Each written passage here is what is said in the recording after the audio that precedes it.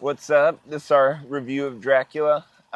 We love vampires and werewolves and spooky shit, so we had to check it out. It's another adaptation of the Braum Stokers Dracula book.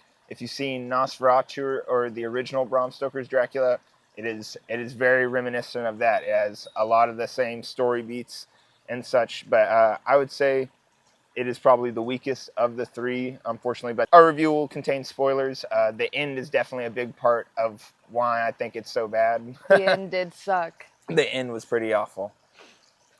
The most romantic movie I've seen this year, for sure. I almost cried.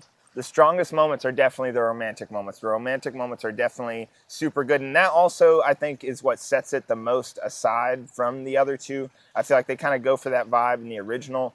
But the one with Keanu Reeves. But yes, this one is much more romantic in the romantic moments. But in the beginning, I would say one of my bigger complaints, the dude doesn't, I feel like, look like Dracula. I feel like he's ugly as sin the entire movie. Ugly. And he's a slobbering mess too. He's charismatic though. They need to get that motherfucker a napkin. Like his face is wet the entire time. And when they show him getting ready to put on the armor, he has really obviously drawn on abs. I feel like it's just a shame because, I mean, when he does the old man scenes and his hair is all done up like the original, perfect, that amazing. Is very evocative. He's extremely viable, but in the scenes where he's supposed to be young and handsome and shit, I'm just not buying it. But the movie, I feel like, also has like a level of silliness and campiness. I feel like it was goofy. It kind of can't decide whether it wants to be a horror movie or a funny movie. Like the few vampires you do get to see are just like really slutty and really horny, which I feel like is also kind of reminiscent of the one with Keanu Reeves. That's definitely a very, very horny movie. But that's also one of the weaker elements of this one. They had Keanu, and then I forget the name of the actor, but the guy who went into the castle in the Nosferatu movie with Bill. Both of them super awesome. The village guy in this one, I feel like is just, I don't know, he's nowhere near as interesting as the other two village dudes. You kind of, when you see him, you kind of want the vampire to get the lady. He's just kind of a pansy. Yeah, he's hard to root for, but I like that he introduced like the frame story where he was like, let me tell you about my love in all of my 400 years. That really, I was like on the edge of my seat for that. The use of flashbacks and the pacing of the movie is also one of the better things about the movie. That shit definitely super good, and it's also a really artsy movie. It's definitely it's worth watching, but also if you've seen Nosferatu or the Braum Stokers, you've essentially seen this movie. But now the end. So the whole time he spends like 400 years to find this chick that he was in love with, like waits for her to be reincarnated.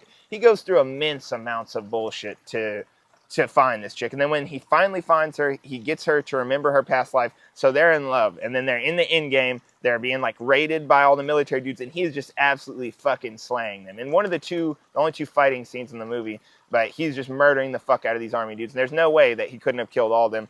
And then it takes this old priest dude like all of like 5 fucking seconds, like one conversation to talk him into letting him kill him for some fucking stupid reason. To save her. To save her like Christian soul, basically, so she doesn't have to rot in hell for being a vampire, when they could have literally just lived forever together. And he had already, I don't know, disagreed with God and shit, and that was why he became a vampire in the first place. So it just from a plot standpoint, like, who the fuck's going to do that? No one's going to do that. You spend 400 years looking for your lady, and then all of a sudden some priest's going to talk you out of it. No. Yeah, they just got home. It's fucking retarded. It's awful, terrible writing. That was like up to that point, I thought the movie was good. If it would have ended with them being happy vampires forever, fucking cut to modern times, they're still happy, roll credits, I would have been happy. I mean, like the ending for Sinners, that was a great wrap up for that Sinners shit. Sinners is so much better. Yes. Sinners is a dramatically better vampire movie. Well, also, they said in the beginning they needed to use a wooden stake to the heart. Yes! And twice they use a fucking like metal shit. Yes, I forgot about that. Yeah, so 2 different times you see them kill a fucking vampire with a metal stake to the heart when they say blatantly in the beginning that it has to be a wooden stake. Like, what the fuck is that? And then also, if they're trying to go off the Braum Stokers shit, like the armor he has, that just doesn't even hold a candle to that fucking red armor. That red armor with the waves, that shit is absolutely the most badass shit ever. I think the most redeeming qualities were like the comedic moments, because they were unexpected. Like when they chopped off that girl's head and it flew and hit the priest. Yes. At one point, whoever. This flying severed head bounces right off this dude's face, and it's fucking hilarious. Also, at one point, he's got this like little potion that makes basically humans will kind of do whatever he said. Yeah, it's like a perfume that he traveled doing all this shit to make. And at one point, there's like almost like a dance number where he fucking throws this shit down in a church, and all these nuns just keep getting under him and under him until there's like 50 nuns holding him up in the air. That was kind of beautiful. Yeah, that part was pretty crazy. Visually super crazy, and that was one of the more different parts than the other ones. But still, overall, I would say not a super great vampire movie. I mean, it was a pretty decent love story, like for romance people. Definitely, except for the end. Yeah, except for the end, and that's why I'm saying it went from, it could have even been a great romance movie, but it's kind of dog shit because the end destroys the whole point and premise of the fucking movie. But yes, this has been our review. I think because not a lot of great movies have been coming out in theaters, we've been finding some absolute bangers of horror on Tubi. We might start reviewing some old movies and such, so let us know what y'all think about that. And if y'all laughed at all or enjoyed this review, don't forget to drop a like, subscribe, support the channel. Look out for more reviews soon. Peace.